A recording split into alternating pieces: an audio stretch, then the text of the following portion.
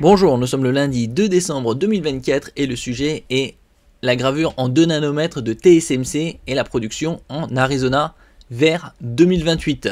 L'année prochaine, ils produiront déjà les 2 nanomètres pour par exemple les nouveaux iPhone 17 à Taïwan.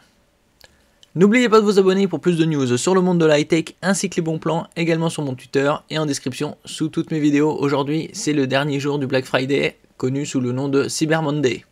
Il y a encore quelques bonnes affaires à réaliser jusqu'à 23h59.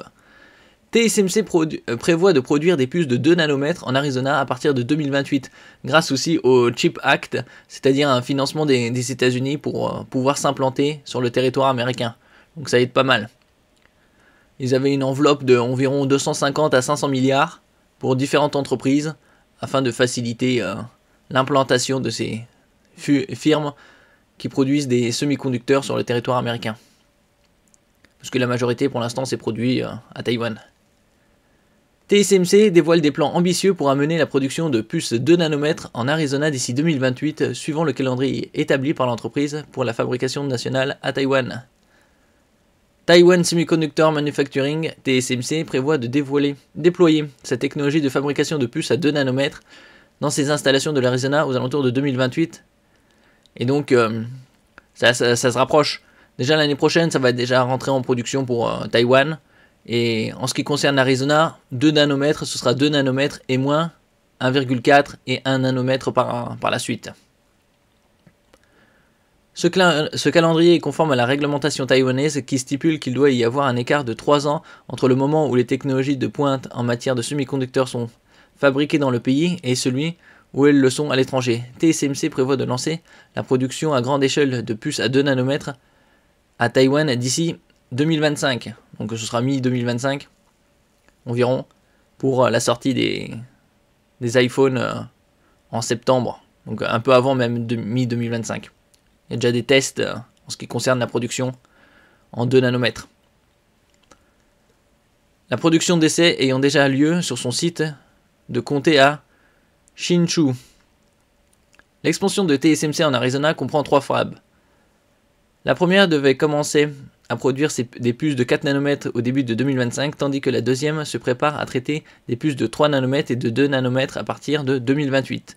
La troisième usine, annoncée parallèlement à un accord de subvention provisoire de 6,6 milliards de dollars, se concentrera sur la technologie 2 nanomètres ou quelque chose de plus avancé, probablement 1,4 et 1,6, 1,4 et 1 nanomètre, au vu de lancer la production d'ici la fin de 2030. Alors, ce sera certainement quasi certain que ce sera du 1 nanomètre symbolique.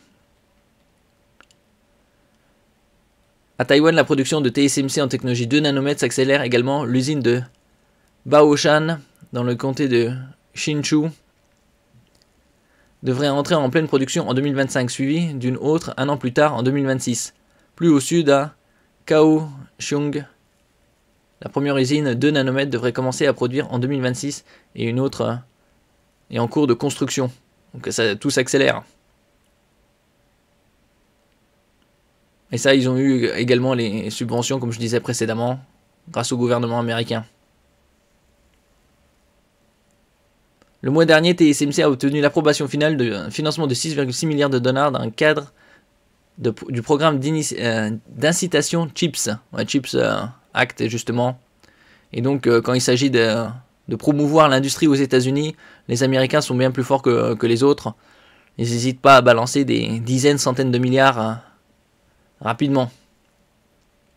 Cet accord promet le déploiement de la technologie A16, c'est-à-dire 1,6 nanomètres, qui se caractérise par une architecture de nanofeuillets fantaisiste et une technologie appelée Super Power Rail. Cette amélioration rend les puces plus efficaces en y intégrant plus de logique tout en améliorant l'alimentation électrique. Le passage de 3 à 2 nanomètres permettra une économie énergétique de plus de 25%. Donc, plus de calcul, plus d'économie d'énergie. Les batteries pourront toujours rester dans les 4500-5000 mAh pour les smartphones. Pareil pour les laptops, on aura une autonomie bien plus importante dans les années à venir. Facile, une bonne journée. Après, ça dépend dans les conditions aussi. Merci pour votre écoute et à la prochaine.